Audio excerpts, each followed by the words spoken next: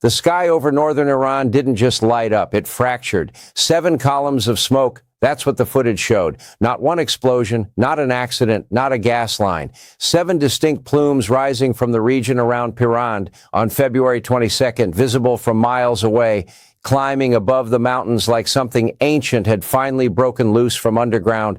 Nobody claimed responsibility, no government statement, no denial, just smoke.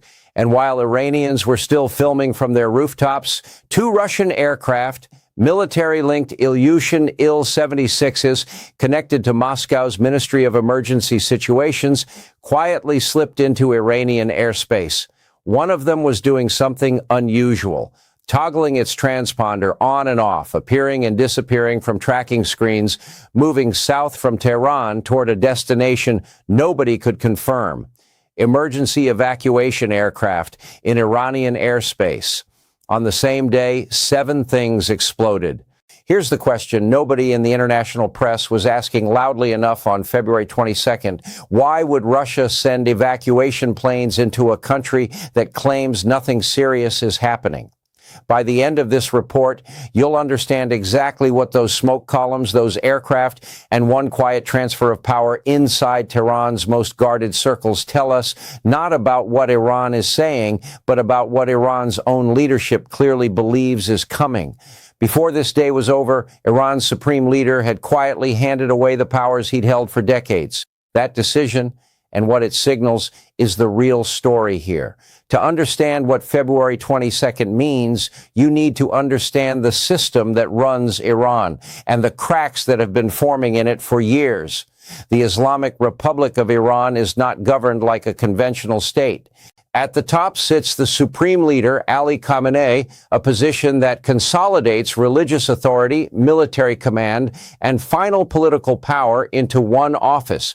Below him, the Islamic Revolutionary Guard Corps, the IRGC, functions less like a military branch and more like a parallel state, controlling vast economic interests, running covert operations across the region, and managing Iran's ballistic missile program, the same program whose bases were apparently near at least one of the explosion sites on February 22nd, near a location called Khorbad. The IRGC's missile infrastructure is Iran's primary deterrent. It's the asset that keeps regional adversaries calculating and recalculating. It is, in many ways, the reason Iran still operates with the confidence it does, which is precisely why smoke rising beyond the mountains near an IRGC missile base is not a minor news item. Iran's government in recent weeks had already been operating under visible strain. Domestically, the economy remains under severe sanction pressure. Internationally, the landscape had shifted, with U.S. military logistics surging across the Atlantic and into the Middle East in recent weeks, a steady stream of airlifters moving air defense assets and munitions from the U.S. through Europe and into the region in rotating cycles. ABC News had reported that hundreds of U.S. personnel had been relocated from bases in Qatar, with minimal staff left behind to operate air defense systems. That's not a drawdown. That's a prepositioning. And Iran had been watching all of it. The foreshadowing planted in plain sight. Iran's own military had already begun moving. IRGC troops and heavy equipment were reported heading toward the Iraqi border. Air defense systems, including S-300 surface-to-air missile sites, had been repositioned for potential engagement of incoming aircraft. These are not defensive moves made by a government that believes it is safe. These are moves made by a government that is calculating how much time it has left. Iran's military was repositioning its missiles. Its air defenses were moving into engagement posture. Everything looked like preparation. Then the planes from Moscow arrived. The central conflict of February 22nd is this. Multiple simultaneous unattributed explosions struck Iran on a day when every surrounding indicator, military posture, diplomatic movement, foreign aircraft activity, pointed not toward mystery, but toward an imminent and anticipated confrontation. The explosions themselves demand examination. The Pirand region in northern Iran saw what multiple reports described as 7 separate smoke columns, not one facility, not one incident, but a distributed pattern across multiple points. A fire was confirmed on the ground. Power outages were reported in some areas. The cause, officially unknown. Responsibility, unclaimed. But 7 simultaneous or near simultaneous explosion points don't suggest accident. They suggest targeting or, at minimum, a catastrophic failure of something that was not supposed to fail.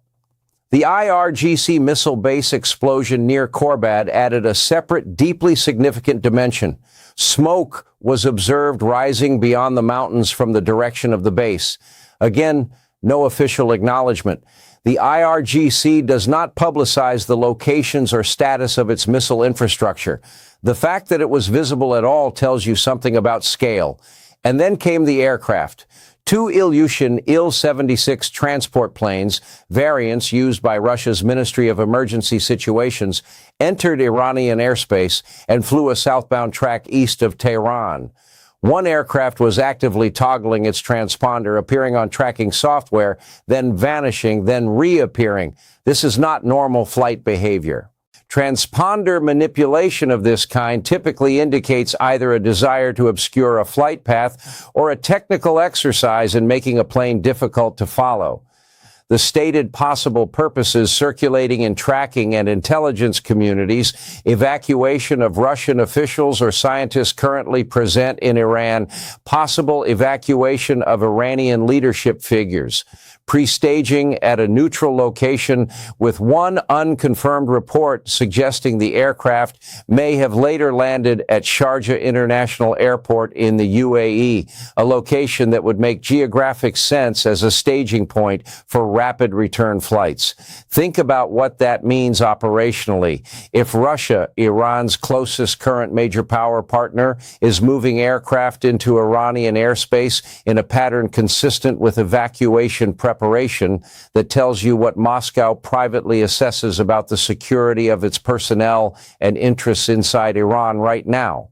Inside Tehran, the response to all of this was taking shape in ways that represent one of the most significant internal restructurings of the Islamic Republic's power structure in decades.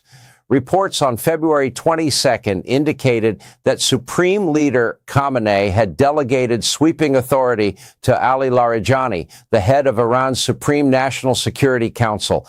The scope of that delegation was striking. Security matters, military decisions, and diplomatic affairs. Essentially, the 3 pillars of state power in a crisis scenario were reportedly placed under Larijani's direct oversight.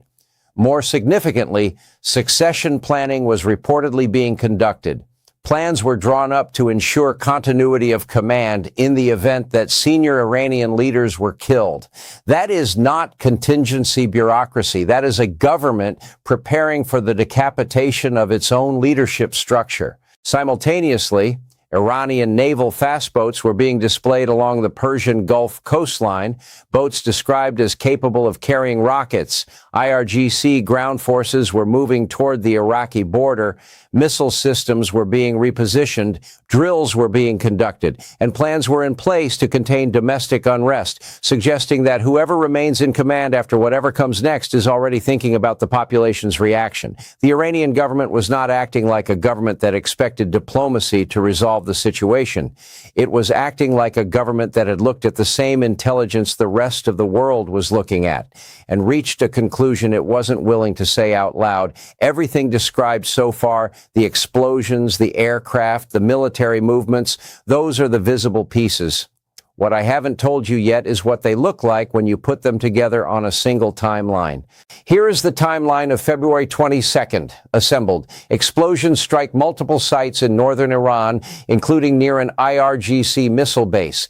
Power outages occur.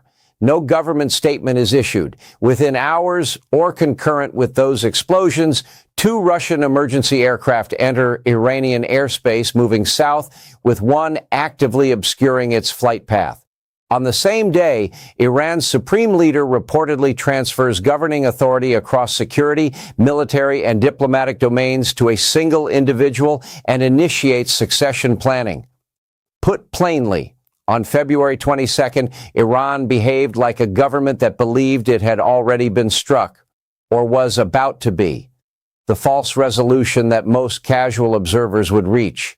This is saber-rattling, Posturing, another cycle in the endless pattern of Middle East tension that never quite breaks into open war. But here is the reversal that recontextualizes everything established earlier in this report. The U.S. military movements, the air bridge cycling, air defense assets, and munitions from the continental United States through Europe and into the Middle East, those movements are logistically significant in a specific direction. You don't preposition air defense systems because you expect to fire missiles. You preposition air defense systems because you expect incoming missiles. The direction of that preparation is defensive, not offensive, which means the U.S., as of February 22nd, was preparing to absorb or intercept a strike, or was moving assets to support a partner doing so. And Iran's S-300 repositioning, moving those surface-to-air systems into postures described as ready for engagement of incoming aircraft, mirrors that logic from the other side. Both sides simultaneously preparing for the other side to strike first. The true reveal: the question is no longer whether a confrontation is being anticipated by both parties. The question, the one that makes the Russian aircraft, the Larijani delegation, and the succession planning suddenly cohere into a single picture, is who strikes first and what happens to the Iranian state in the immediate aftermath. The succession planning isn't political housekeeping. It's the Iranian government making sure that if its senior leadership is killed in an opening strike, the state continues to function. That is what governments do when they believe they are days, not months, away from something catastrophic. And the Russian aircraft, if Moscow was pre-staging evacuation capability, removing its nationals and scientists from Iranian soil, that means Russia had reached its own assessment about the survivability of the current Iranian government structure in the near term. Russia doesn't move emergency aircraft into a partner nation's airspace as a precaution. It moves them when it has decided that a precaution has become a necessity. Larijani, now holding consolidated authority across Iran's security architecture, faces a decision that no political figure should face: manage a military on high alert, a population already hostile to the government, an economy under sanction collapse, and an adversary or adversaries who may be days away from acting. Whatever choice he makes in the coming hours and days will define not just his legacy, but whether the Islamic Republic survives in its current form at all. That transfer of power to Larijani, most coverage treated it as a political footnote. It wasn't. There's one detail about what it actually authorizes that changes everything. What February 22nd ultimately reveals is not a single dramatic event. It's a system in visible preparation for its own potential end. The explosions remain unattributed. That matters. In a region where strikes are sometimes claimed within minutes and other times denied for days, the total silence from both Iranian authorities and any potential adversary is itself a data point. Someone either cannot claim responsibility safely or has chosen not to yet. The Russian aircraft movement, partially confirmed and partially unconfirmed in its final destination, represents the most cold-blooded signal of the day. Russia does not act on sentiment. If Moscow was moving evacuation-capable aircraft into Iranian airspace on February 22nd, it was doing so because someone in Moscow had made a calculation, and Moscow's calculations tend to be made on the basis of real intelligence.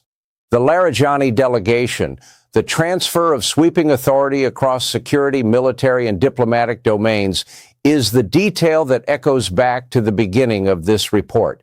Remember the question posed at the open: why would a government transfer that much authority on a single day? The answer, in context, is not reassuring. It suggests that whoever holds supreme authority in Iran genuinely believes they may not be available to make decisions in the days ahead. That is not a political maneuver. That is contingency planning at the level of physical survival. Iran's naval display along the Persian Gulf, the IRGC movement toward Iraq, the repositioned S-300 sites, none of these have been stood down as of the time of this report. report. They remain in place. The air bridge of U.S. military assets continues its rotations. What remains unresolved and what no analysis on February 22nd can definitively answer is the origin of the explosions themselves. Were they internal accidents at facilities under pressure? Were they strikes by an adversary who has not yet announced itself? Were they the opening move of something that has no established name yet? 7 columns of smoke over Piran, and nobody claiming to know why. If you followed this report to this point, you've seen something that most 24-hour news coverage didn't assemble on February 22nd. Not just individual incidents, but a pattern, and what that pattern implies about where things stand. The question worth sitting with, and the one we'd genuinely like to hear your answer to in the comments, is this. Do you believe the explosions on February 22nd were accidents or something else? Leave your assessment below. If you want to be here when the follow-up to February 22nd breaks, when responsibility is claimed or when the next move is made, subscribing means you won't have to go looking for it. And if you want to understand the broader architecture of what's been building in the region for the past 90 days, that breakdown exists here. It starts with a decision made in Washington 6 weeks ago that almost no one reported on, and it ends with February 22nd making complete sense. Stay sharp.